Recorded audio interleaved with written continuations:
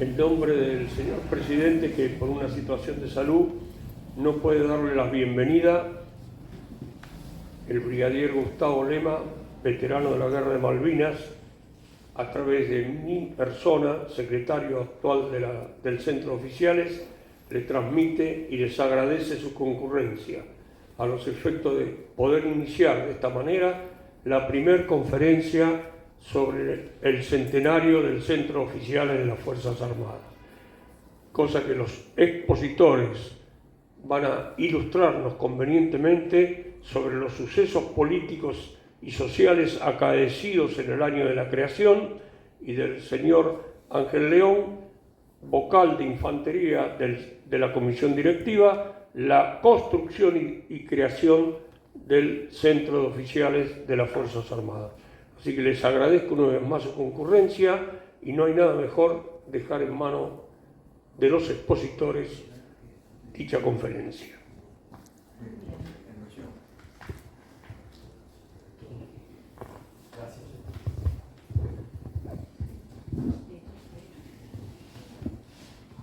Muy bien, muchas gracias por sus palabras. Amigas, amigos, tanto del COFA como de Fundación Nuestra Historia. Esta es también, coincide, la primera actividad del año de Fundación Nuestra Historia. Como presidente la doy por inaugurada.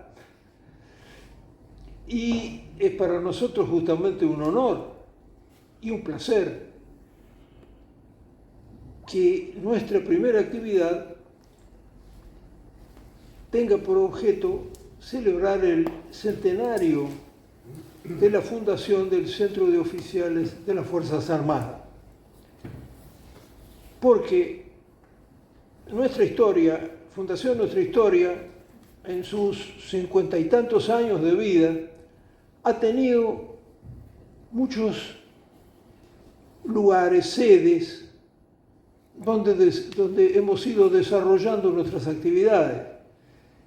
Pero desde que estas actividades se realizan aquí, en la sede del Centro de Oficiales de las Fuerzas Armadas, realmente esto ha sido un periodo muy interesante de nuestra actividad académica y de enseñanza y divulgación.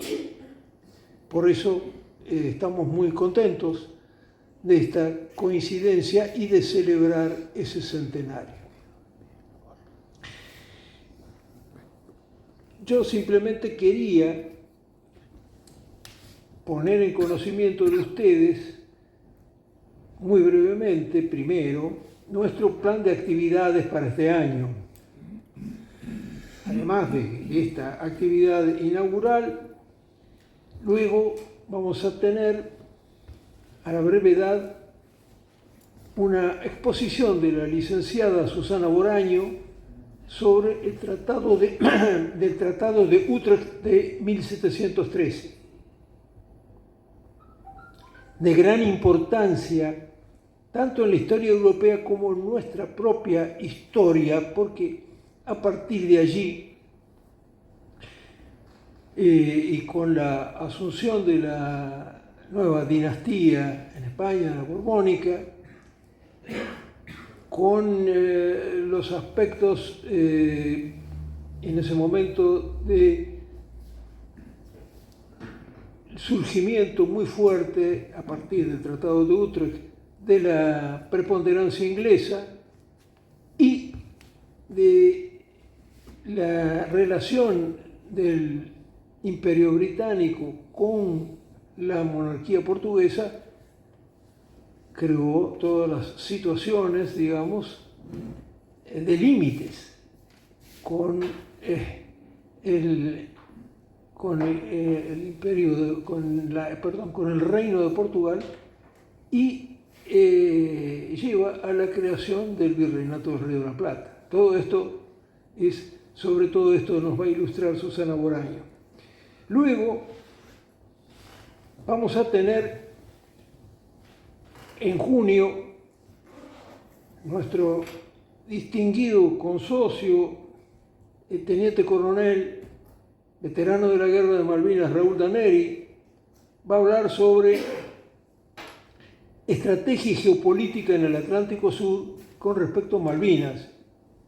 Digamos, Malvinas pasado y Malvinas, situación de Malvinas y la geopolítica en el Atlántico Sur en el presente. Posteriormente, vamos a tener en la segunda parte del año a la arquitecta Adriana de Castro, que va a exponer sobre la restauración de la iglesia de San Francisco. Ella estuvo al frente de esos trabajos y verdaderamente es va a ser un aporte de muy grande interés.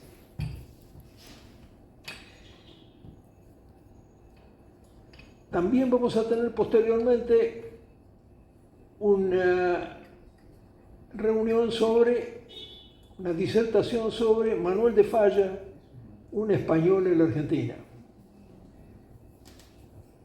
Luego, nuestro querido presidente honorario, el doctor Carlos Frontera, y yo vamos a afrontar el tema del federalismo argentino. Ese gran ausente que hay, porque nosotros siempre somos un unitarismo de hecho, pero ¿por qué? La cuestión es preguntarse por qué, si tenemos además un antecedente como el que fue la Confederación Argentina entre 1829 y 1852. En el mes de octubre tenemos programado referirnos al bicentenario de la batalla de Ayacucho, es decir, la independencia, pero con una serie de preguntas.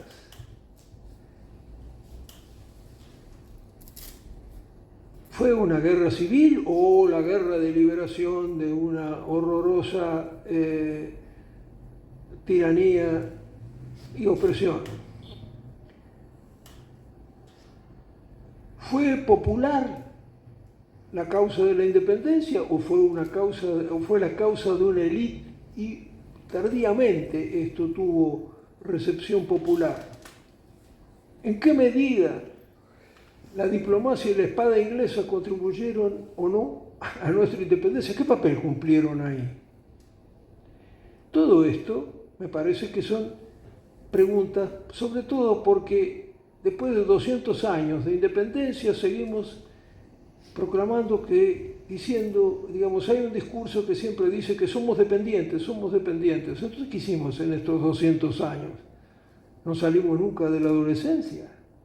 Estas son preguntas que intentaremos con un panel responder en esta penúltima actividad del año, porque luego, digamos, proyectamos una reunión en el mes de diciembre en la que invitaremos a todos los amigos. Bueno, todos ustedes están invitados a estas actividades de las que les informaremos oportunamente. Y ahora voy a dejar al teniente coronel Ángel León, que como se dijo hace un momento, pertenece a la comisión directiva del COFA y a la vez es nuestro vicepresidente y por lo tanto el más autorizado a hablar sobre el centenario. Ángel. Muchas gracias.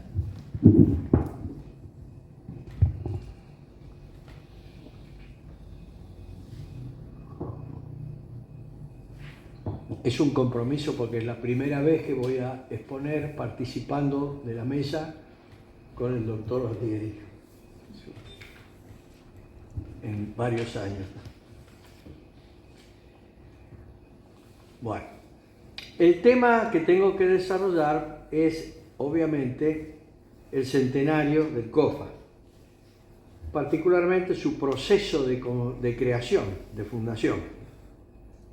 Pero antes quiero agradecer primero a todos por acompañarnos, especialmente a los directivos de esta Mutual COFA, que me incorporara a mí como socio en el año 1988, cuando de otras asociaciones me despedían.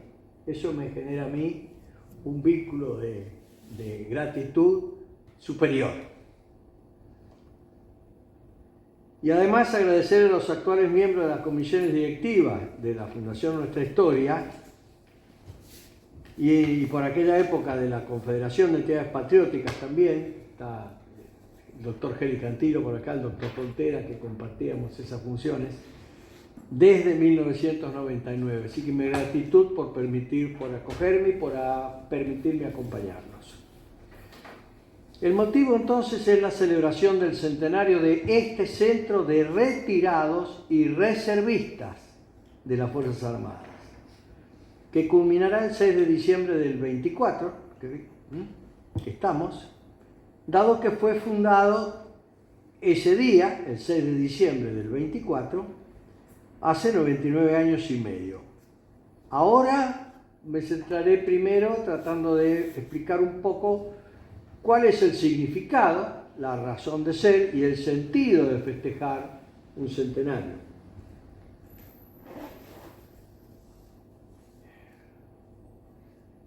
Y finalmente ofrecer muy brevemente un par de ideas sobre lo que podrían ser propósitos de acción concreta, a dar a partir que terminemos la conferencia de hoy.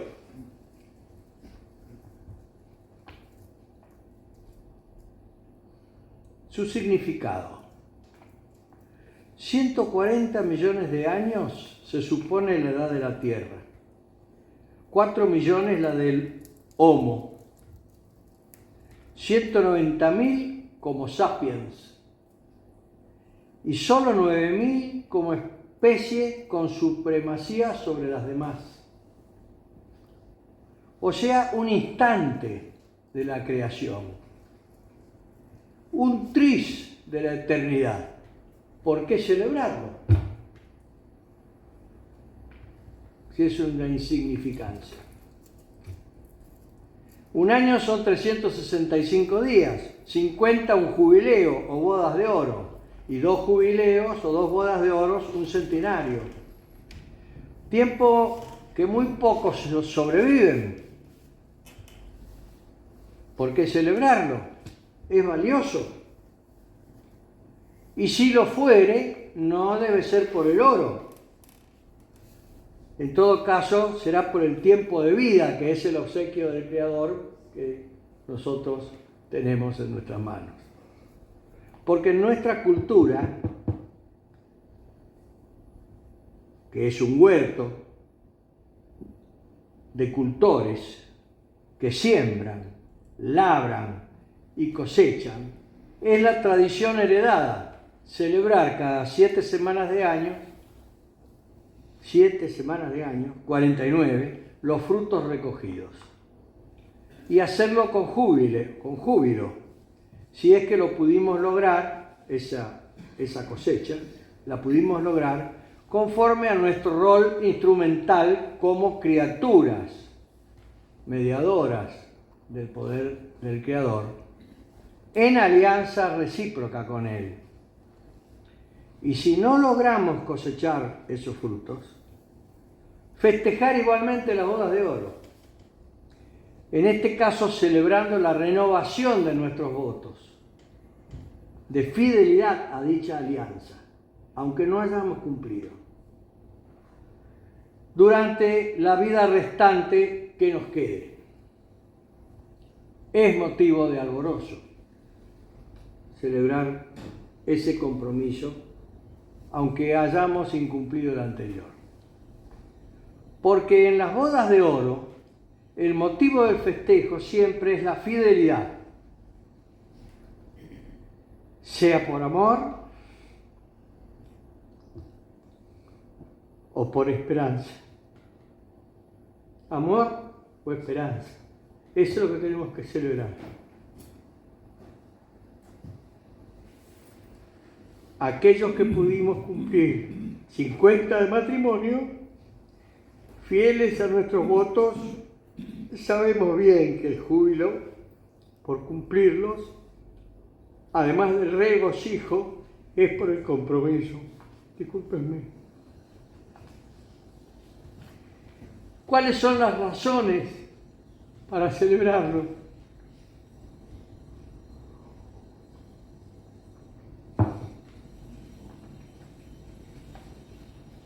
Las razones son sagradas y son patrióticas. Sagradas porque devienen de las antiguas escrituras de los pueblos del libro, los tres grandes credos del Mediterráneo, referidos por el sumo pontífice en el advenimiento del segundo milenio de la cristiandad.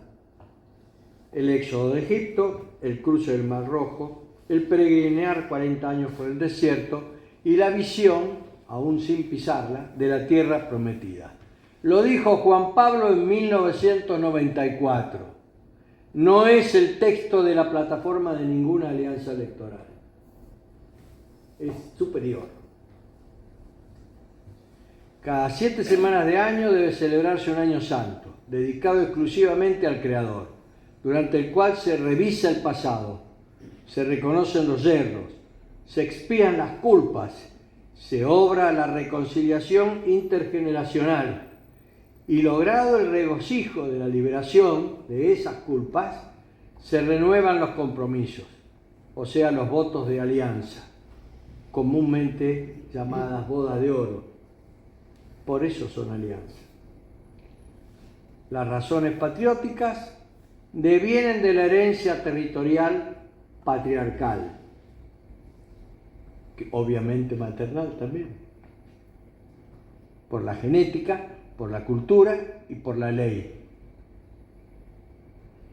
Su reconocimiento, alabanza y recuperación de esperanza a partir de la renovación, y así continuar en la brega, en y hacia su propio destino, en este caso el argentino. Esta, nuestra celebración del centenario del COFA, durará un año. Es el que comenzó el 6 de diciembre del 23, día en el cual lamentablemente estuvimos ausentes en esta casa. El 6 de diciembre del año pasado no pudimos estar presentes. ¿Cuál es su sentido? Si es que quedó algo de lo que pienso son razones. Según nuestro estatuto del COFA, el sentido lo debemos encontrar a partir del propio objeto social de esta asociación mutual, que dice, sintéticamente, ser fuente de representación de sus socios activos, o no, de sus socios. Pero socios activos solo pueden serlo los oficiales en retiro y los oficiales de reserva. Por eso yo soy socio activo, porque perdí la condición de activo y el grado, pero mantengo la condición de oficial de reserva. Y eso es lo que agradezco a esta casa. Pero el punto a señalar es que el sentido es la representación de los socios, de los activos, que son solo los retirados y que son solo los oficiales de reserva. El resto tiene otras categorías. Conviene entender estas distinciones que diferencian a activos de retirados a reservistas, para poder brindar adecuadamente el servicio de representación.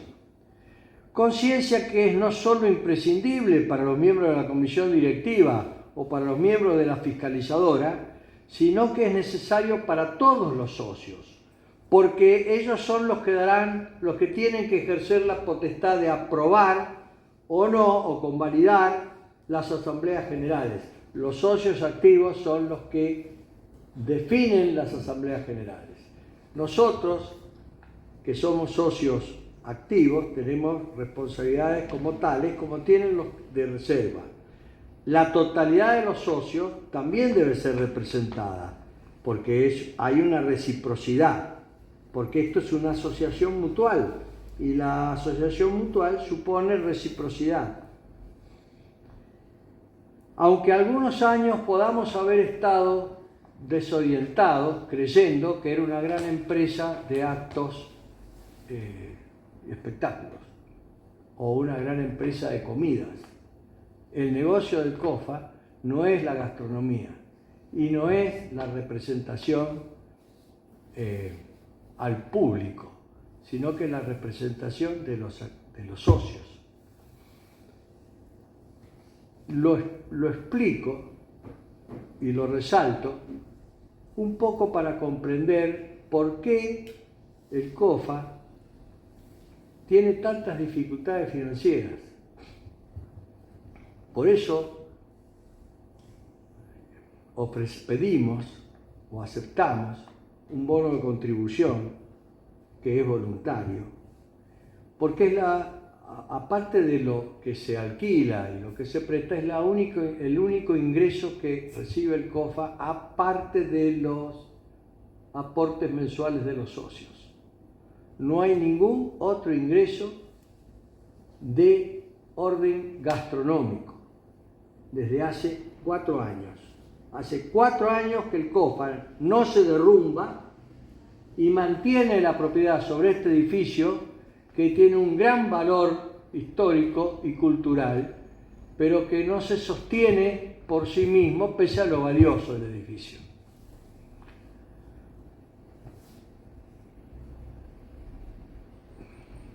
Por eso es importante conocer y encontrar en ese estatuto el objeto, el sentido que tiene esta asociación.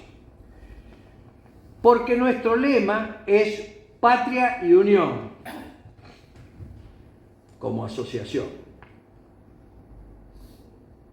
Para entender esa diferencia voy a hacer una brevísima relación, sin leerla, de los principales pasos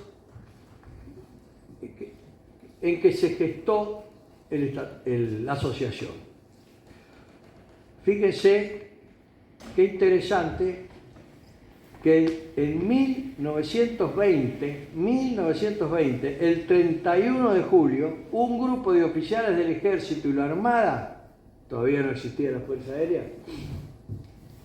se propusieron constituir una asociación de oficiales retirados, cuyo objeto social fue la equiparación de sueldos. ¿Por qué? Porque en 1920 había oficiales del nuevo colegio militar que ya empezaban a retirarse, creado por Sarmiento, había oficiales expedicionarios del desierto, había oficiales expedicionarios en la Patagonia y todavía quedaban algunos sobrevivientes de los expedicionarios del ejército de línea de Roca, todavía. O sea, había una diversidad de categorías de los retirados entre las cuales se producían estas diferencias de ingresos que se proyectaban ¿a quién? A su familia directa. Por eso, 3 años más tarde, el 28 de agosto de 1923, y es un dato importantísimo y me alegra que haya varias damas presentes, un grupo de señoras pensionistas militares, es decir, pensionistas de retirados o de fallecidos, interesadas en organizar una comisión pro equiparación de sueldos de los retirados, se reunieron ¿dónde? En la sede del diario La Prensa, invitadas a conocer un proyecto de ley presentado en ese momento por un diputado, Alonso, que tenía un propósito similar, la equiparación de sueldos de la diversidad de tipos de militares que había, en el año, ya 3 años más tarde, 1923. En marzo de ese año, 6 meses después, se produjo la primera asamblea, que la presidió el coronel Manuel Guerrero, que lleva su nombre en uno de nuestros salones, porque era el oficial más antiguo de las camadas egresadas del nuevo colegio militar de la Nación, que estaba donde ahora está el Liceo, en San Martín. En mayo del 24, como ahora, en esta época, se reunió la segunda asamblea y armaron lo que se dio en llamar la Agrupación de Retirados del Ejército y la Armada, siendo su primer secretario un contador de la Armada. En agosto del 24 se realiza una reunión extraordinaria en la Sociedad de Socorros Mutuos que prestó el salón, donde ahí dejaron expresa su voluntad 346 socios, que además hicieron una protesta pública porque consideraban una desconsideración verse impedidos de asociarse al círculo militar porque cobraban una cuota que era muy alta para los ingresos de ese momento. Fíjense dónde estaba el eje del problema en ese momento. El 6 de septiembre del 24 se configuró la asamblea y se propuso lo que se denominó, me imagino que estarían los coroneles Cañones ahí, una salva de aplausos. Entonces, una gran salva de aplausos que configuró esta definición de voluntad de constituirse. Eso de los coroneles Cañones, lo digo a propósito, porque en aquella época era realmente una distinción pertenecer a las Fuerzas Armadas en esa época, que venían terminando de organizar, de eslabonar la organización nacional.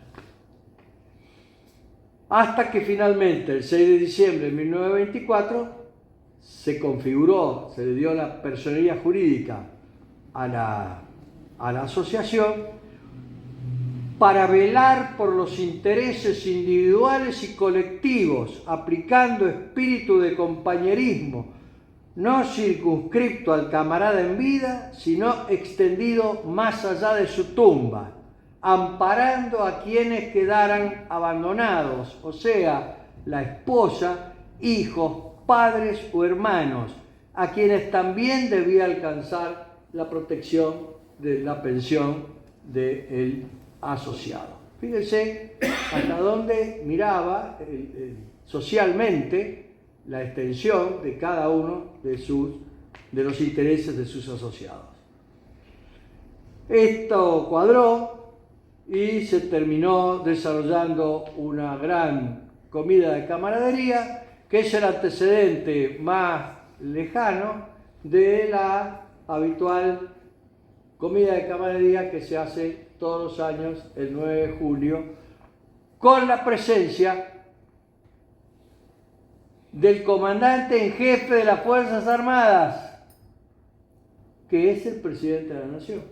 El presidente de la Nación es comandante en jefe de las Fuerzas Armadas por decisión de la Confederación, de los gobernadores de las provincias unidas, que decidieron que para la guerra exterior el comando de las Fuerzas Armadas le ejerciera el presidente de la Nación. Es un tema para otra conferencia definir bien quién es el comandante en una operación de guerra combinada. Máximo en una guerra tan difícil, tan difusas como son ahora, donde uno nunca sabe si está en guerra o no está en guerra, si empezó la guerra o si se sigue en la paz, y qué intereses defiende la coalición que combate. Muy bien. La revisión de esto es la tarea. La celebración del Bicentenario hay que revisar. Esos primeros 50 años que terminaron en el 74, justamente, el primer jubileo del COFA fue en el año 1974. Ahí terminaron sus primeros 50 años y se produjo un relevo necesario, no solamente de la conducción militar de las Fuerzas Armadas, sino que yo creo que también se produjo un relevo del pensamiento militar y de nuestra cultura ciudadana o cívica. Pero eso es un tema que no lo voy a tocar. Y luego está el periodo en el que nos encontramos, que particularmente coincide más o menos con el inicio de nuestras carreras militares. No lo voy a desarrollar ahora, con gusto lo haría. Una carta que se editó en el 88 por un oficial subalterno, donde él contaba su devenir como cadete del liceo militar al que había entrado, inspirado en lo que significaba en ese momento hacerlo, y que después se egresó en el 74 del colegio militar y se vio envuelto en todas las vicisitudes institucionales y militares o de guerra que tuvimos, interna y externa, y que aún hoy, 30 años después de haberse retirado, conlleva 20 años en prisión preventiva por causas todavía no cerradas. Pero no lo voy a leer porque es larga, pero merecería ser leída, para entender qué debiéramos hacer o proponernos hacer en este segundo, en este fin del segundo jubileo, como propuesta para el que al que debiéramos empezar mañana mismo. Mañana mismo debiéramos definir las líneas generales del qué hacer hacia adelante. Eso es todo lo que yo tengo para decirles hoy. Y dejar ahora la responsabilidad en vos, Luis María. Muchas gracias. Y te agradezco la paciencia. Yo voy a hacer una declaración previa. Como civil, clase 1945, que pasó a la reserva como soldado sin instrucción, para mí, el subteniente de la reserva Ángel León es teniente coronel y me reservo el derecho de ascenderlo por los grandes servicios que presta al país y también al COFA y a Fundación Nuestra Historia.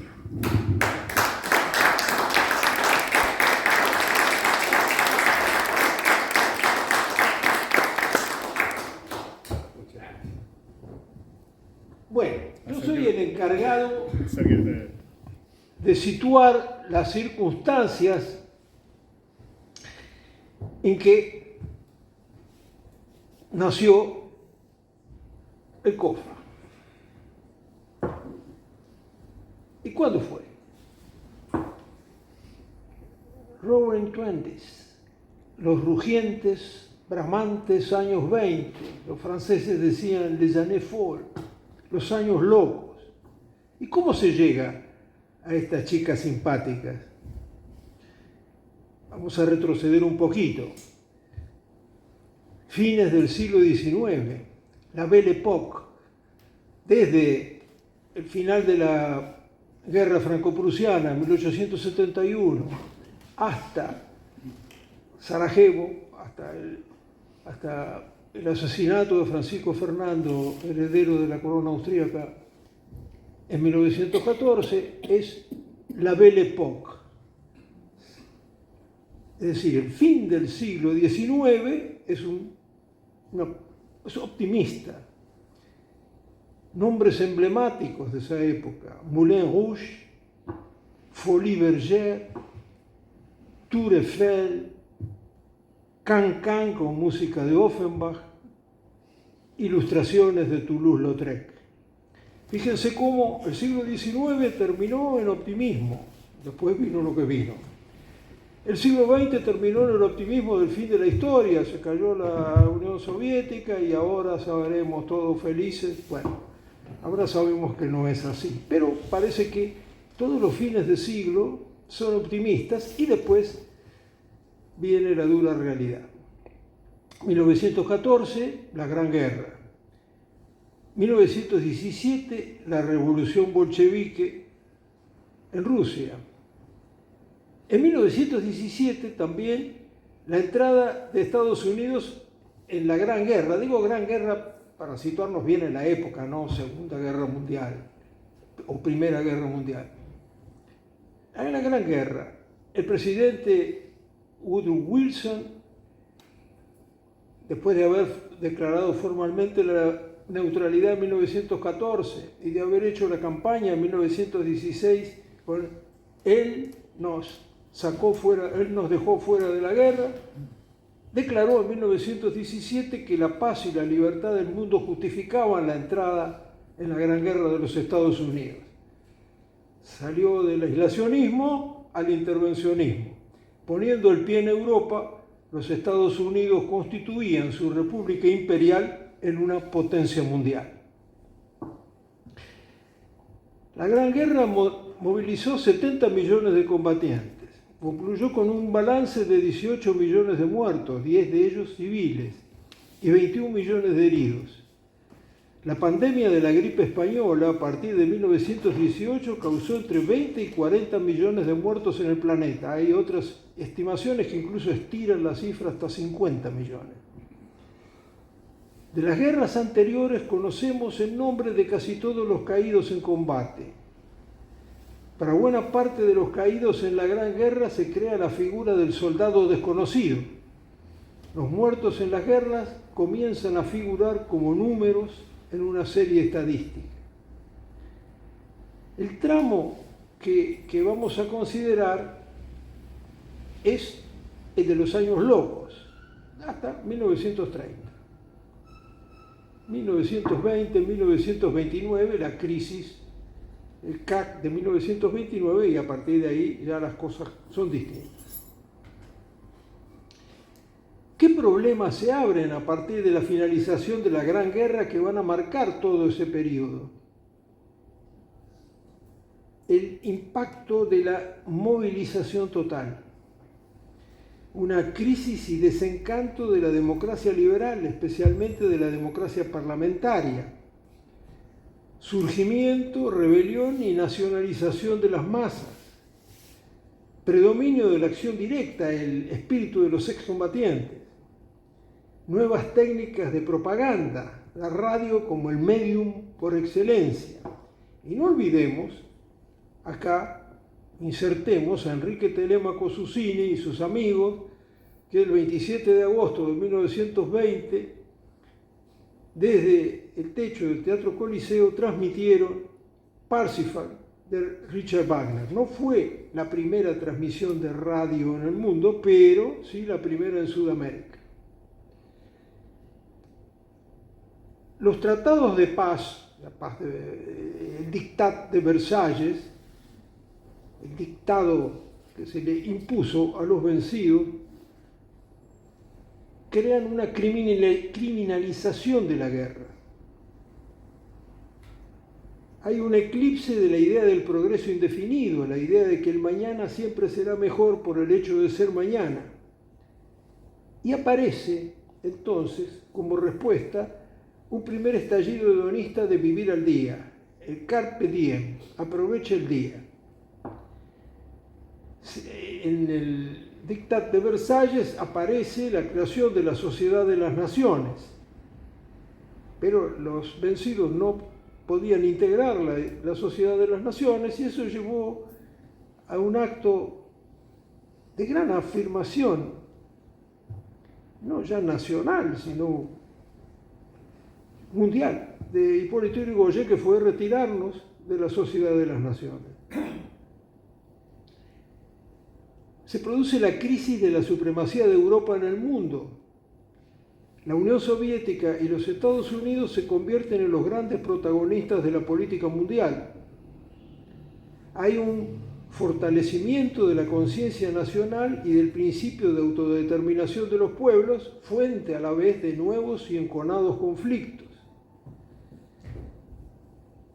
La recuperación económica posbélica se ve comprometida por indemnizaciones fuera de medida impuestas a los vencidos.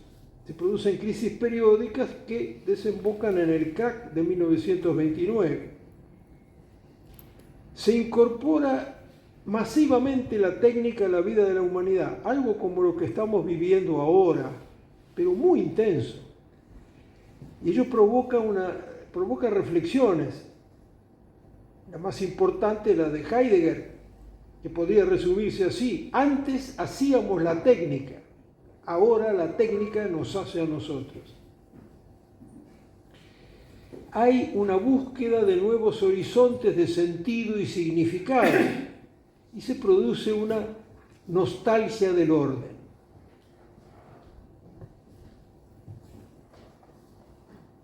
Aquí la movilización total es algo muy importante, porque todo esto influyó además, si vamos al caso, en la mentalidad de la generación militar que crea el COFA. Ernst Jünger, nacido en 1895, desemboca en la Gran Guerra a los 19 años. Herido varias veces, condecorado con la Cruz pour le Mérite, la más alta distinción militar alemana, volcó sus memorias de guerra en Tempestades de acero, pero después escribió esta obra, La movilización total. Él decía: la movilización total se diferencia de las movilizaciones de las guerras anteriores, que fueron parciales. Las movilizaciones parciales respondían a las monarquías, la movilización total responde a la democracia de masas. La movilización total adquiere un carácter cada vez más radical, ya que la existencia toda se convierte en energía puesta al servicio de la guerra. La imagen de la guerra se convierte en un gigantesco proceso laboral. No hay ninguna actividad que no se destine directa o indirectamente a la producción de guerra. La movilización total se extiende hasta el tuétano, hasta el nervio más fino de la vida.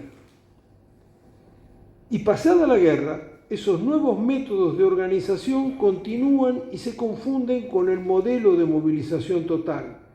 Las restricciones a la libertad individual, la economía planificada, última consecuencia de la democracia, y el despliegue de masa son sus síntomas. El fenómeno de las grandes masas, decía Jünger, implica una democratización de la muerte. Todo lo que vive está amenazado, hasta el niño en la cuna. Toda existencia individual se convierte en una existencia de trabajador. Él escribe luego, la figura del tiempo es el trabajador, der Arbeiter. A la guerra de los caballeros, de la casta guerrera, de los soberanos, ha sucedido la guerra de los trabajadores, de estructura racional y carácter escalofriante. Y hoy tenemos una guerra de drones y de robots. Y decía también: hay en los individuos de las grandes masas una disponibilidad para ser movilizados. La movilización total es su credo. El progreso comienza a dominar a los pueblos bajo formas que no se distinguen de las de un régimen totalitario. Un poco por todas partes, decía, la máscara del humanitarismo se ha caído.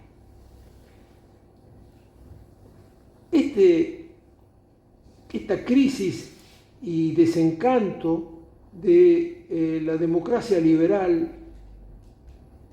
en los años 20 del siglo pasado, para el observador atento, la democracia liberal estaba en vías de volverse inactual y frágil, inadecuada al espíritu de los tiempos. La idea de que el libre juego de las fuerzas en el terreno económico y en el político era lo más adecuado para crear un orden capaz de alcanzar algo parecido al bien común, pareció refutado por las experiencias vividas. Se pedía una configuración de la vida económica ajustándola a un plan preciso y un gobierno decisionista sustentado en la confianza del pueblo. La hostilidad al parlamentarismo, a la clase discutidora, al partidismo multiplicado y sus manifestaciones corruptas condujo al deseo de regímenes fuertes. La época del liberalismo parecía terminada, al mismo tiempo que se robustecía la sensibilidad nacional. Las tendencias del Estado entonces apuntaban a otros rumbos: necesidad de poner fin al desorden nacional por vía de autoridad, Poner fin al desorden nacional, atender la nostalgia de orden, era en primer término y negativamente, primero concluir con la lucha de partidos y con la confusión parlamentaria, suprimiendo para ello, si fuese necesario, los propios partidos y el propio Parlamento. Poner fin a la atmósfera de guerra civil que se extendía por los países europeos. En segundo lugar, y positivamente, organizar el trabajo nacional. Para que una intervención autoritaria se produjera y se viera justificada, se requerían 3 condiciones: una crisis política, una crisis económica, la amenaza de una revolución social, de una guerra social. Todo ello iba a darse en este periodo. El impulso a la acción directa de los excombatientes y los medios de difusión como el periódico y la radio tendrían destacado protagonismo. Y la criminalización de la guerra conduce a la deshumanización del enemigo. Ahora es un crimen que comete un crimen contra la humanidad, ya no crímenes de guerra, crimen contra la humanidad. Al enemigo no solo hay que destruirlo, sino también anular completamente. Yo no sé si ustedes recuerdan una película extraordinaria de Jean Renoir, La Gran Ilusión.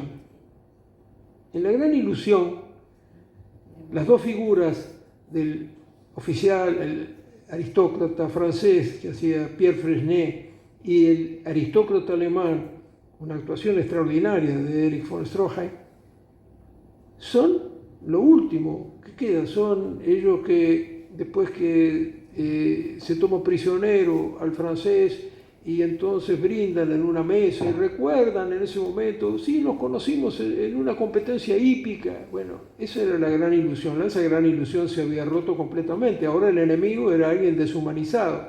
Y un poco la película y el final, mejor dicho, el final, el momento en que lo matan al francés que está cubriendo la escapada de sus camaradas, está reflejado en el personaje de von Stroheim, que estruja una flor que tiene en una ventana. La guerra se transforma en una guerra como guerra de los últimos tiempos, la última de las guerras, la guerra contra la guerra, una guerra contra el mal absoluto que no cesará hasta que sea extirpado definitivamente de la faz de la Tierra. La consideración, además, de que todo el planeta es el ámbito propio de esta guerra y, en consecuencia, que desaparece todo escenario particular que delimite un espacio concreto como teatro de guerra. La imposibilidad no solo de distinguir entre situación de guerra y situación de paz, sino también de ser neutral, porque la neutralidad es considerada como forma larvada de enemistad y alineamiento con el enemigo, esto es, con el mal absoluto. No han variado mucho las circunstancias y esa mentalidad con todos los cambios aún en el tiempo que vivimos. El optimismo de la Belle Époque, el credo de un progreso liberal e indefinido adoptado como religión laica, por lo tanto, había sufrido un embate decisivo. La evocación del hecatombe en la batalla de materiales, la muerte química, los grandes cementerios bajo la luna en la tierra de nadie y el consiguiente duelo por las pérdidas y ausencias se fueron como desinvistiendo del dolor por la reacción de un sentimiento contrario. Aprovechar la brevedad del presente, agotar sus posibilidades, celebrar el estar vivos. Aquello del verso de Horacio del Carpe Diem, ¿no? Aprovecha el día y en el mañana cree lo menos posible. Una mezcla de hedonismo e intelectualidad que va a marcar la primera década de posguerra, los rugientes años 20, los años locos. Y acá tenemos a una protagonista de los años locos. Ese impulso tuvo en un principio como dínamo y como núcleo la mujer. La inmediata posguerra es un mundo predominantemente de mujeres. Muchos hombres han muerto y en la movilización total la mujer se ha incorporado al mundo del trabajo. Aún las mujeres de clase alta han prestado servicios en la retaguardia o en los hospitales de campaña. Y esa influencia se muestra en el baile y en la moda. El baile por antonomasia de los rugientes 20 es el Charleston, que se puede bailar en solitario, en pareja o en grupo, y esto es una innovación sobre la danza de la época, moviendo brazos y piernas al mismo tiempo. Había nacido en las comunidades negras de Carolina del Sur y lo llevó a Europa una bailarina norteamericana triunfante en París, Josephine Baker, o Josephine Baker, como dicen los franceses, que visitó varias veces la Argentina. En 1929 estuvo, ahí provocó un gran escándalo, desde luego, por su cobertura de bananas. Estuvo luego en el país en los años 50, tuvo una relación con Evita por la búsqueda de lo social, etc. Y en 1952, muerta ya Evita, llegó al país y Perón le destinó, digamos, como Cicerone a una personalidad extraordinaria del país, ministro de Salud, Ramón Carrillo. Y Ramón Carrillo la llevó a hospitales, a escuelas, por todos lados. Y entonces Josephine Baker le decía, pero ¿y dónde están los negros del país? ¿Dónde están los negros de este país? Carrillo al final, un poco fastidiado, le dijo, mire señora, acá los únicos negros que hay son los ordenanzas del Congreso, usted y yo. Eso le costó mucho a Carrillo. Le costó además que un tiempo después el contraalmirante Tecer le hiciera una gran zancadilla diciendo que él, como católico en el momento del conflicto con la Iglesia, se estaba oponiendo a la ley de profilaxis. En realidad, él, que era un neurólogo, pero que las enfermedades infecciosas conocía como nadie, porque la erradicación de muchas de ellas se debieron en la época a la actuación de Carrillo. En realidad él había intervenido en el proyecto de ley de profilaxis justamente desde el punto de vista médico, pero cuando esto se convirtió como en un arma política, Carrillo tuvo que irse del país, se fue a los Estados Unidos y luego terminó su vida en Brasil. En Brasil no pudo renovar su título de médico y fue enfermero en pueblos brasileños. Luego vino la Revolución Libertadora, pero la Revolución Libertadora lo tenía interdicto y ni siquiera tenía, porque nunca fue un hombre rico. Y no pudo, en Brasil se mandaba un helicóptero para llevar medicinas que necesitaba para su enfermedad final, y esto fue prohibido a través de una acción diplomática argentina. En fin, y hago este paréntesis sobre Carrillo porque para mí es una de las grandes personalidades argentinas. Bueno, pero volvamos a Charleston. Sobrevivió a su época. Ay, mamá, ¿qué te pasa con papá? Que se pasan todo el día, no sigo cantando porque si no van a notar como desafino, pero bueno, que se pasa todo el día, Charles viene y Charles va. Era una danza que requería a la mujer lucir las piernas y usar una ropa que le permitiera moverlas en todo sentido con libertad. Y acá aparece Coco Chanel, que desarrolla el ideal de la belleza femenina de la época. Una mujer muy sensual, pero ha desaparecido la forma encorsetada que destacaba las redondeces femeninas y aparece un cuerpo de mujer delgada, de largas piernas terminadas en escarpines de tacón, pero el cuerpo es un rectángulo, utilizando además tejidos elásticos. La melena corta y el sombrero, el chapeau cloche, claro, era una campanita. En francés aparece una palabra, garçon. Garçon es adolescente, garçon sería su femenino, y alude a la mujer que reivindica o se toma las libertades de un varón, especialmente en las costumbres amatorias. El pelo a la garzón alude al corte de pelo en esas nuevas proporciones del cuerpo de la mujer, casi adolescente o prepúber. También aparece una versión en una moda andrógina, piensen un poco en Marlene Dietrich. Y hay una novela, fue una novela famosa de la época de Victor Marguerite, que se llamaba La Garzona, que cuenta la historia de una mujer que se entrega al amor libre y a la droga, pero luego se convierte en regenerada buena madre de familia. Termina con un final feliz. La droga, especialmente la cocaína, la cocó, se difunde y no resulta todavía sustancia ilegal.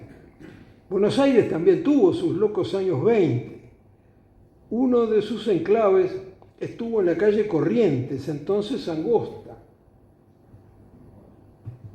Acá tienen la angostura de Corrientes en esa época. Sede de los teatros y de los cabarets, recorrida por la prostitución, todo con un fondo de tango. Y acá tienen, esta es Corrientes y Esmeralda en la época.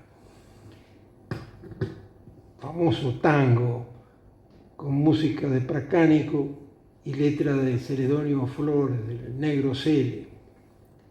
Amainaron guapos junto a tus ochavas cuando un cajetilla los calzó de cross. El cajetilla, cuando se quisieron adecentar las letras de tango, se convirtió en un elegante, cuando un elegante los calzó de cross. Pase inglés y monte, bacaré y quiniela, curdelas de grapa y locas de pris, ¿no? De prisé, de la pulgarada de cocaína. Cuando se adecentó, dijeron, y locas de spleen, las convirtieron en melancólicas. Ahí en el tango aparece el Teatro Odeón y aparece un cabaret que estaba en Corrientes entre Esmeralda y Suipacha, el Royal Pigalle. El Royal Pigalle después fue el Tabarís que cerraba Juancito Duarte en sus buenas épocas y que después terminó siendo un templo evangélico en una de esas vueltas de la vida y de la historia tan curiosa, ¿no es cierto? Y en el tango dice, y se juega el resto la doliente anemia que espera el tranvía para el arrabal. La callejera pobre que se juega la última carta de conseguir un cliente antes de tomarse el tranvía para volver a la Boca, porque por ahí pasaba uno que iba a la Boca. Lo mismo las franchutas papusas, con mejores recursos, que dice el tango, caen a la oración, desde luego no para rezar, sino que caen a la hora de la oración, al crepúsculo, a ligarse un viaje si se pone a tiro. También comparece, porque este tango, una de las grandes transformaciones del año 20 es la conversión del tango, que era una música muy, en realidad alegre, todo el ritmo, digamos, de la manera y la milonga, y que las letras eran señora casera, qué es lo que se alquila, o pejerrey con papas, en una alusión obscena, claramente, bueno, pero se convierte en el tango canción, con Pascual Contursi, que también figura en la letra que hace Lita, Mi noche triste, ¿no es cierto? Y en el tango también aparece el hombre tragedia, que sería una alusión al hombre que está solo y espera, de Scalabrino Ortiz, de Raúl Scalabrino Ortiz, que era correntino, pero situó, digamos, la esquina, dice él en El hombre que está solo y espera, dice que la esquina de Corrientes y Esmeralda es el polo magnético de la sexualidad porteña. Y acá, es una litografía de un artista uruguayo residente en Buenos Aires desde la niñez, Guillermo Facio Ebequer, un artista social, y esto en la calle Corrientes, la litografía se llama Calle Corrientes.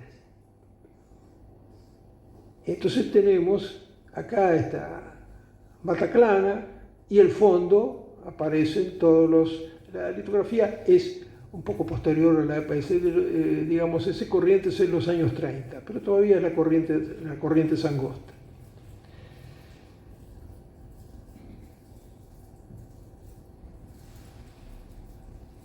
Creo que todos, digamos, cada generación tiene su calle Corrientes. La de mi adolescencia y juventud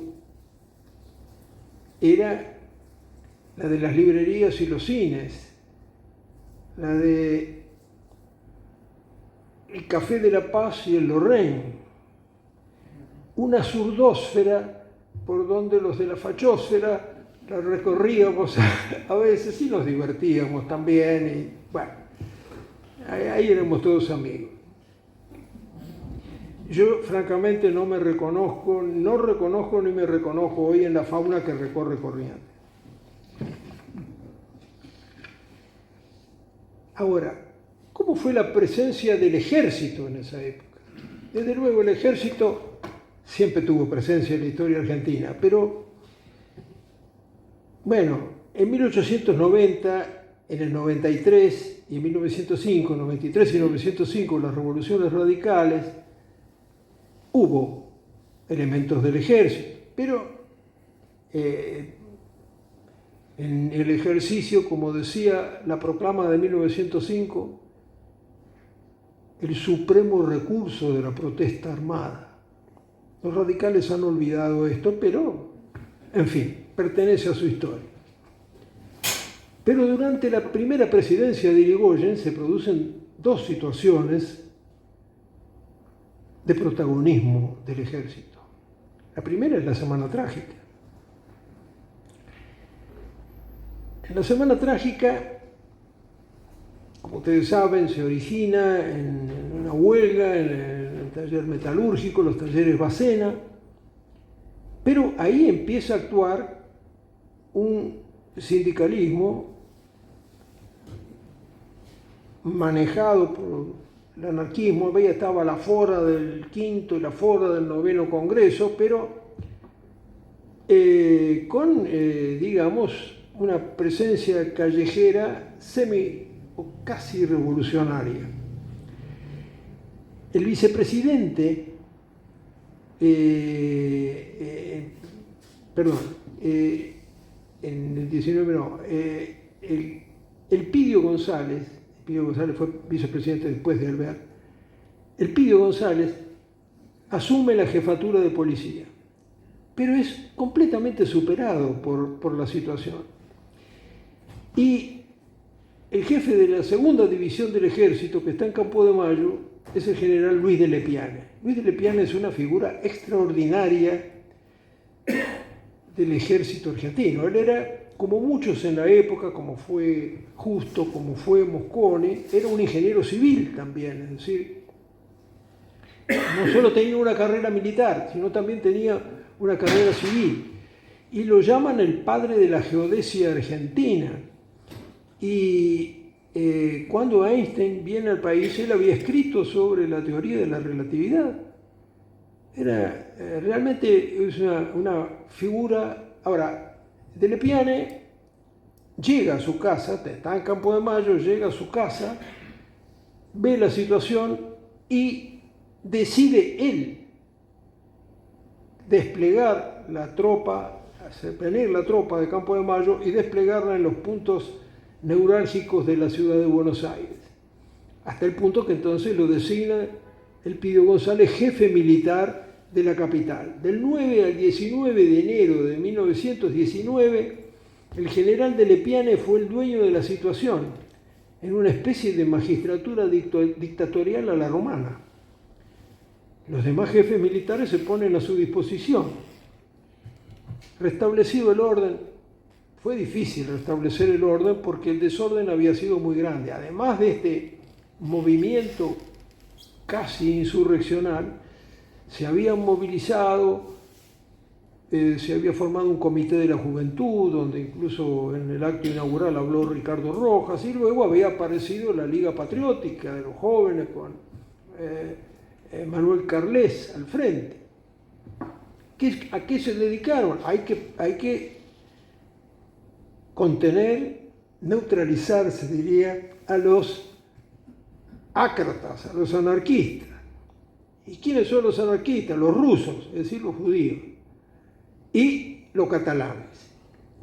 Así que en ese momento ser judío o panadero catalán era una circunstancia muy difícil. Entre otros, estos grupos juveniles ven que viene un señor de barba roja sobre una motocicleta ruidosa, lo paran inmediatamente e incluso intentan agredirlo y el tipo dice: "Paren un momento, yo soy de Errázuriz". Era el dueño de lo que hoy es el Palacio, el Museo de Arte Decorativo, y que había venido, en ese momento el Museo del Arte Decorativo estaba un poquito lejos del centro, entonces él llegaba al centro en su motocicleta. Bueno, ahora, restablecido el orden, gracias a esta actuación del ejército y a la actuación de Lepiane, desoyendo, va a desoír de Lepiane las insinuaciones de que asuma el mando y desaloje Irigoyen. Él ordena el retiro de la tropa a Campo de Mayo y vuelve a su casa. Pasó algo hasta cierto punto curioso, como si esto se quisiera olvidar. Una publicación de la época dijo: "Con las víctimas quedaron sepultadas las responsabilidades". No tenemos ninguna estadística realmente de cuántos, 1000, 1500, cuántos muertos hubo. A ver, Irigoyen ahí es blanco de todas las críticas. Pero empieza a imperar como una atmósfera de aquí no ha pasado nada. Como ustedes saben, de Lepiane después, en la segunda presidencia de Irigoyen, va a ser ministro de Guerra. El 3 de septiembre lo va a alertar a Irigoyen de que hay una conspiración que está en marcha. El peludo no lo oyó y de Lepiane renunció. Segunda intervención del ejército en los años 20. En 1921, las huelgas y ocupaciones en la Patagonia, una situación también casi insurreccional, donde por otro lado después habían aparecido armas largas y aparecieron también algunos carabineros chilenos que estaban en una situación bastante compleja. Irigoyen da una especie de media palabra, de una vaga indicación, y el coronel Benigno Varela va 2 veces. La primera vez logra que se cierre un acuerdo entre la patronal pero luego, en cuanto se retira Varela, la situación estalla nuevamente y ahí vuelve, y esta vez sí la intervención del ejército de Anaya y su segundo, que era, de Varela y su segundo, que era Elbio Anaya, fue mucho más decisiva, y tampoco sabemos cuántas bajas hubo allí, sobre todo en el último enfrentamiento que tuvo con el Facón Grande, etc. En ese casi medio siglo transcurrido desde 1880, un poco menos, el país ha tenido un crecimiento económico formidable, fundado en la renta agropecuaria. Piensen que el Producto Bruto Argentino en 1910 equivalía a la mitad del Producto Bruto Latinoamericano, del total del Producto Bruto Latinoamericano. Un crecimiento también formidable del endeudamiento externo, un crecimiento demográfico no menos formidable por la inmigración. La Argentina recibió una proporción de inmigración en ese momento en proporciones no igualadas en ningún lugar del mundo. En 1914 un 30% de la población era extranjera, mientras que en los Estados Unidos, el otro gran país del melting pot, etc., la proporción era del 14.5%. El sistema político había evolucionado de una república minoritaria con una fuerte dosis de mentira constitucional, donde a la oposición le parecía que solo le quedaba la vía conspirativa, que es lo que, digamos, el elemento de presión que tuvo Irigoyen hasta la sanción de la ley Sáenz Peña. Y esto pasó a una república plebiscitaria donde el irigoyenismo terminó arrasando en las elecciones y a la oposición le parecía que solo le quedaba la vía conspirativa cívico-militar. Todo ello en medio de una crisis mundial del capitalismo y del Estado de Derecho. Sobre los conflictos sociales, me gustaría recordar, aunque sea volver atrás, que en 1902, en su segunda presidencia, Roca encarga un estudio sobre la condición social en la Argentina, los problemas sociales en la Argentina. Y se le encarga a Vialet Macé. Vialet Macé fue otra figura extraordinaria, un fuera de serie, este cordobés,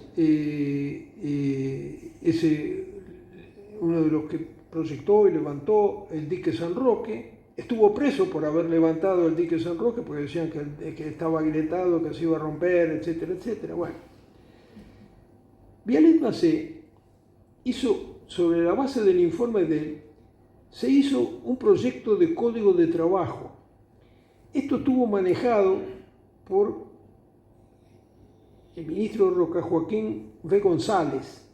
Y González trabajó con un grupo de gente que se suponía de izquierda para que, digamos, lo asesorara. Estaba Manuel Ugarte del socialismo, José Ingenieros, Augusto Bunge y Leopoldo Lugones. Hicieron un código de 446 artículos. Jornada de 8 horas, indemnización de accidentes de trabajo, sábado inglés y feriado dominical, convenios colectivos de trabajo, pago salarial en dinero efectivo, no en vales o bonos. ¿Quiénes se opusieron? La Unión Industrial, porque dijo así, no vamos a poder competir con el extranjero. El Partido Socialista. La Unión General del Trabajo, la UGT, que era sindicalista, y los anarquistas de la Fora. Esto es todo una mentira burguesa, etcétera, etcétera, etcétera. No llegó a debatirse en el Congreso. Vamos a hacer un ejercicio contrafáctico. Supongamos que se hubiera sancionado este código con el tiempo, Perón se hubiera convertido en un historiador militar y Evita en una actriz de Lumitón. El 12 de octubre de 1922 asume la presidencia Marcelo Torcuato de Alvear. Alvear, bueno, desde el bisabuelo, que había ido a relevar la frontera con Portugal, y que después, al volver a España, él vuelve, digamos, en una fragata con su hijo Carlos, y en otra está su mujer y sus hijas, y además sus bienes en metálico. Los ingleses hunden esa fragata sin declaración de guerra, no hay un enfrentamiento con la corona española. Él entonces después se va a Inglaterra para hacer un juicio para reclamar la devolución de sus bienes. Y ahí se cría, se forma Carlos de Alvear, que por eso hablaba fluidamente el inglés. Bueno, Carlos de Alvear, hoy hablábamos con un amigo aquí presente que muere en 1852 como embajador de Rosas de la Confederación Argentina en Washington. Y tuvo una actuación muy interesante en momentos en que, digamos, para obtener el apoyo norteamericano cuando la intervención anglo-francesa. El padre de Torcuato de Alvear, padre del presidente que asumió en 1922, cuyo nombre está unido a la Avenida de Mayo, la transformación un poco de la ciudad. Y bueno, y luego Marcelo, una gran herencia de su padre y de su madre, por el lado de los Pacheco, que su romance con Regina Pacini. El año pasado hicimos un espectáculo muy bonito, en realidad, y que me gustaría que se pudiera repetir, sobre Marcelo y Regina, o Regina y Marcelo.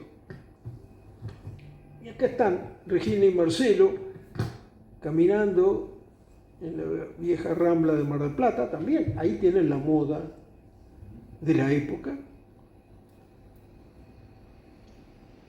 La fórmula fue alvear Elpidio González. Elpidio González era el hombre de Irigoyen que estaba ahí digamos, como decía, hay que rodear a Marcelo, como decía don Hipólito. Bueno, no hizo campaña, estaba fuera en realidad, estaba en Francia, un poco como el mismo caso de Sarmiento, de Roque Sáenz Peña, cosas impensables hoy, ¿no es cierto? Bueno, fue una época de bonanza interna y externa. Félix Luna lo llamaba, dice, un presidente suertudo. Durante Irigoyen hubo una crisis muy importante, en 1914-1916 fue una crisis muy importante de la Argentina, de la guerra, se cortan las exportaciones. Hubo durante Alvear una retracción de la desocupación, un crecimiento del salario real.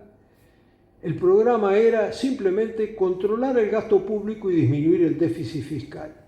Y la Argentina era un país importante todavía con una gran atracción inmigratoria. El ministro de guerra de Alvear originariamente iba a ser de Lepiane, pero había una logia, la Logia San Martín. Esta Logia San Martín, logia militar, que se había establecido hacia el final del primer gobierno de Irigoyen, impone a un general e ingeniero también, y hombre realmente primero de una vasta cultura, bibliófilo, etcétera, pero muy discutible, pero muy interesante desde el punto de vista de su formación intelectual, de cómo supo durante toda su vida elegir a los mejores, Sabio, Mosconi. En 1924, en el momento en que se establece, un cierto Juan Domingo Perón recibió su nombramiento recibió el grado de capitán ese mismo año.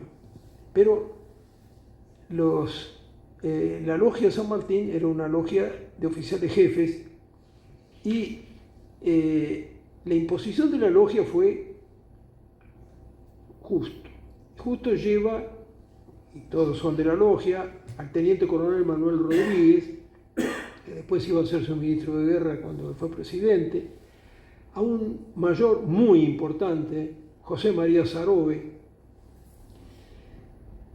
y al teniente coronel Luis García, que era uno de los personajes claves de esta logia. En 1924 también, el 23 de agosto, en el Coliseo se inaugura la Unión Cívica Radical Antipersonalista. Justo era un radical antipersonalista. Había sido director del Colegio Militar durante el primer gobierno de Irigoyen y luego ahora es el ministro de Guerra. Y ahí se crea, en ese momento, el cargo de inspector general del ejército, que creo no equivocarme, sería algo así como un comandante en jefe del ejército. Y ese es José Félix Uriburu, el general José Félix Uriburu. En esa Unión Cívica Radical Antipersonalista, ahí está Leopoldo Melo, Tomás Le Breton, Cantoni, que, bueno, Después, en la segunda presidencia de Irigoyen, sufriría una intervención de las tantas que hizo Irigoyen, desde luego que era un aficionado a la intervención federal. Tamborini y Mosca, bueno, otra noticia de los diarios es que en 1924 fueron los Juegos Olímpicos de Francia, en París. Uruguay fue campeón de fútbol, la Argentina no compitió, pero sí sacó su medalla de oro en polo, la primera y no sería la última. Y el boxeo también anduvo muy bien, y había ahí uno que decía, que luego dijo, tengo lápida de boxeador, que fue Pedrito Cuartucci, que fue medalla de bronce. Y esos Juegos Olímpicos, si vamos al recuerdo del cine, tenemos carrozas de fuego, Chariots of Fire. Eran son los británicos que se preparaban para la competencia atlética. La personalidad de Justo se impone en el ejército. Hay temor a la anarquía, al comunismo soviético, al bolchevismo, pero hay un acento en la defensa nacional y la política económica, petróleo y acero, Sabio y Mosconi, marcados por Justo, un medio ambiente de gran ilustración militar. Justo es el modelo de Perón y posiblemente Mitre era el modelo de Justo, pero como digo, un gran descubridor de talentos. Alvear, en la época de Alvear tenemos liberalismo económico. En ese momento, en 1925, Keynes dicta una conferencia que se llama El fin del liberalismo, el agotamiento del modelo económico liberal, agotamiento de la democracia liberal. Empieza a hablarse de cosas como comunidad organizada y corporativismo social. Un ejército de estudiosos y hombres de acción que están preocupados por la defensa nacional, la economía, el acero, el petróleo, el carbón, los ferrocarriles.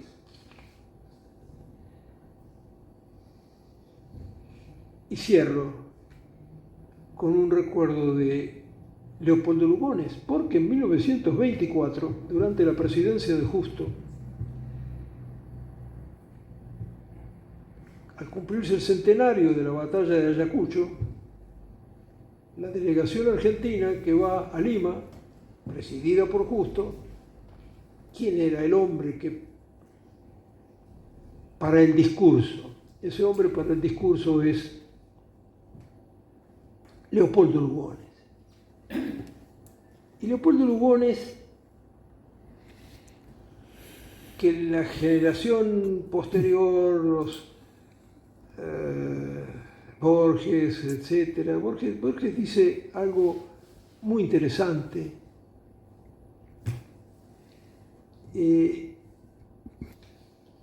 Decía Borges que ellos atacaran, dijeran que era, qué malo es el romancero de don Leopoldo Lugones, el romancero a la izquierda, etcétera, etcétera, etcétera. Lo habían satirizado y candongueado a voluntad. Proclamaban la muerte de la rima y la abolición de los signos de puntuación. Pero dice Borges en 1937 algo muy interesante. No demorábamos los ojos en la luna del patio o de la ventana sin el insoportable y dulce recuerdo de las imágenes de Lugones. No contemplábamos un ocaso vehementemente sin repetir el verso y muera como tigre el sol eterno. Yo sé que nos defendíamos de esa belleza y de su inventor, con la injusticia, con la denigración, con la burla. Hacíamos bien, teníamos el deber de ser otros. Ese Lugones, que fue sucesivamente anarquista, socialista, partidario de los aliados y exigente de romper la neutralidad en la Gran Guerra y finalmente anunciador, como fue en el discurso de Lima, de la hora de la espada, fue el gran maestro en las sombras de esa tremenda presencia cultural argentina en el mundo de nuestra lengua que va a ser toda la generación posterior. con escritores, traductores y una pujante industria editorial. En La Hora de la Espada, él dice: la espada es la responsable de lo único enteramente logrado que tenemos hasta ahora, y es la independencia. Es una proclamación, eso que hablábamos de la crisis de la democracia liberal, ahí está planteado, pero a la vez Lugones plantea un modelo, diríamos hoy, desarrollista. La Argentina no puede ser solamente una exportadora de productos primarios, tiene que desarrollar su industria. Y la clase política que tenemos no sirve para eso. Quien tiene que ocupar el poder es el ejército. Esa institución que es el ejército es la única ordenada, clara, que sabe hacer las cosas y que además es limpia. No mete las manos en la lata. No, desde luego en el discurso Lugones no utilizó esta expresión tan vulgar. Y eso después lo vuelca en La Patria Fuerte y La Grande Argentina.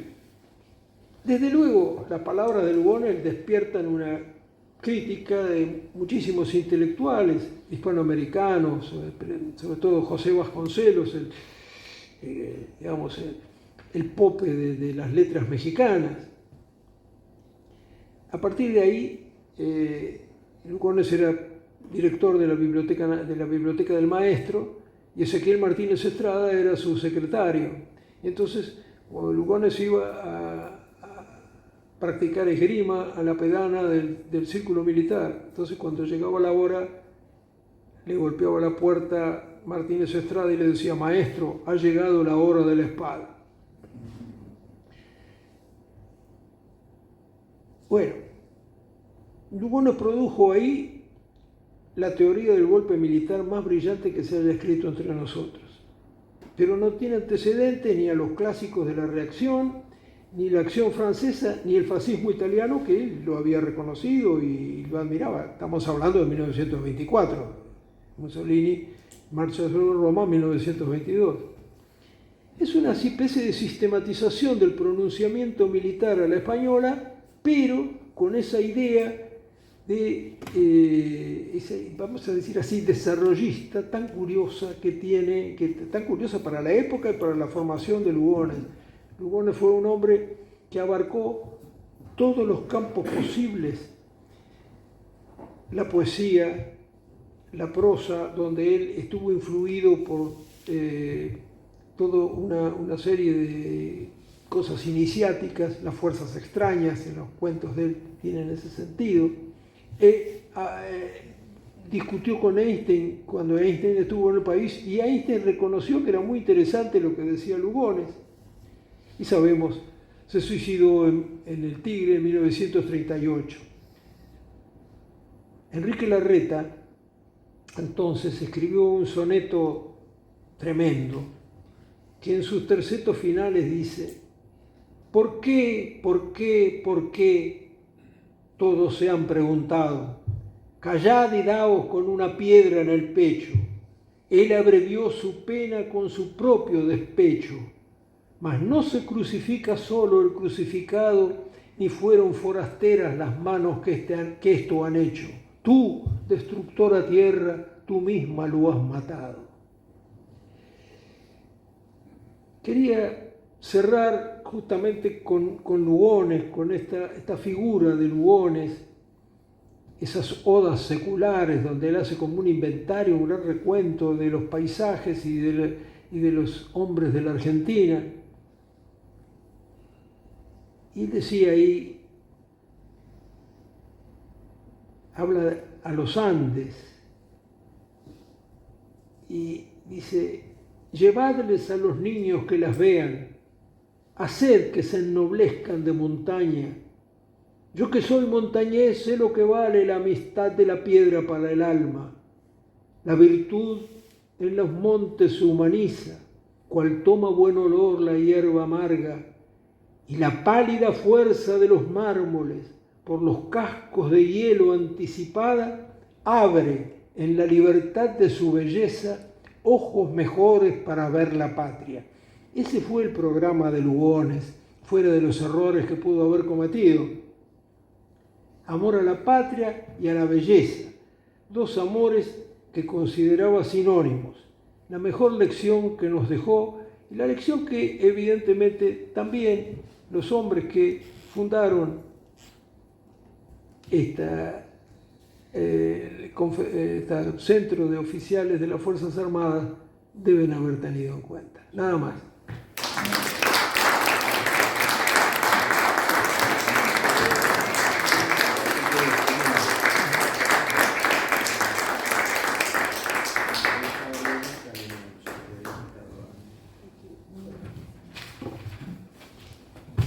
Queridos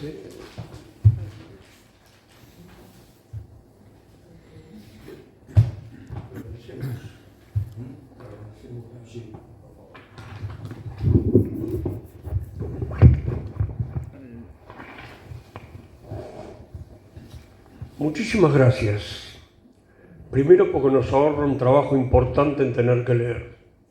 Así que se lo agradezco realmente. Ha sido un recorrido de nuestra historia próxima que tiene la valía de haber respetado a las personas.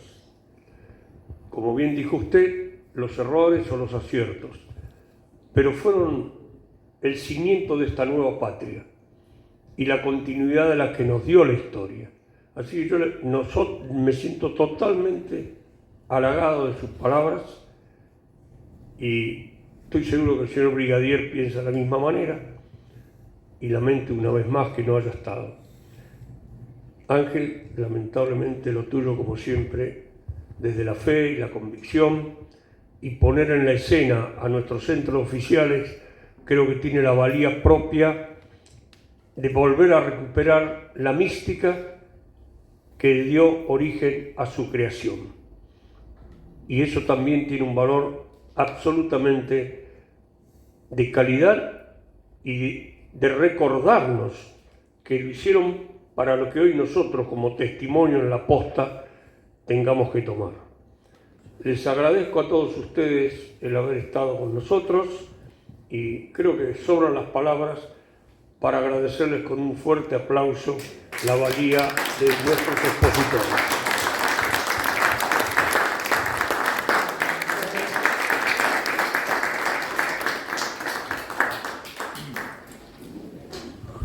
Hubo una sola omisión. No mencionó que se fundó el Chantecler. Es importante también.